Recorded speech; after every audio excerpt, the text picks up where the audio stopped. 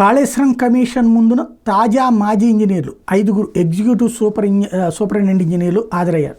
ఉన్నతాధికారులకు తెలియకుండా తిరుపతిరావు అనే అధికారి ఏజెన్సీలకు 1600 కోట్ల బ్యాంక్ గ్యారంటీలు ఇచ్చినట్లు కమిషన్ ముందు ఒప్పుకున్నారు ఇంజనీర్లు. బ్యాంక్ గ్యారంటీలు ఏజెన్సీలకు ఇచ్చే ముందు అండర్టేకింగ్ ఏజెన్సీల నుంచి ఏమైనా తీసుకున్నారా అని ఇంజనీర్లను ప్రశ్నించింది కమిషన్. తిరుపతిరావు బ్యాంక్ గ్యారంటీ ఇచ్చిన విషయం ఉన్నతాధికారుల దృష్టిలో లేదని చెప్పారు ఇంజనీర్లు. 2022 జూలైలో భారీ వరదలు వచ్చాయని, ఆ వరదల కారణంగా సీసీ బ్లాక్ దెబ్బతిన్నట్టు కమిషన్ ముందు చెప్పారు ఇంజనీర్లు.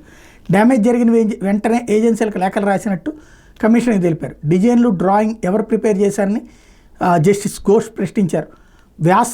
వ్యాప్కోస్ సంస్థ డిజైన్ డ్రాయింగ్ ప్రిపేర్ చేసిందని, సిఈసిడిఓ అనుమతితో మేము అమలు చేశామని చెప్పారు ఇంజనీర్లు. నిర్మాణానికి ముందు గ్రౌండ్లో ఏమైనా టెస్టులు జరిగాయని ఇంజనీర్లను ప్రశ్నించింది కమిషన్. ఎన్ఐటి వరంగల్ ఆధ్వర్యంలో పలు పరీక్షలు జరిగినట్టు కమిషన్ ముందు చెప్పారు ఇంజనీర్లు.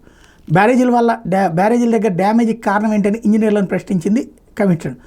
వరదలు అనుకున్న దానికంటే భారీగా రావడం వల్లనే సీసీ బ్లాక్ పొంగిందని చెప్పారు ఇంజనీర్లు. అంటే వాళ్ళ వైపు నుంచి వాళ్ళు క్లియర్గా ఉన్నారు. మరి కమిషన్ ఏం చెప్తుందో చూడాలి.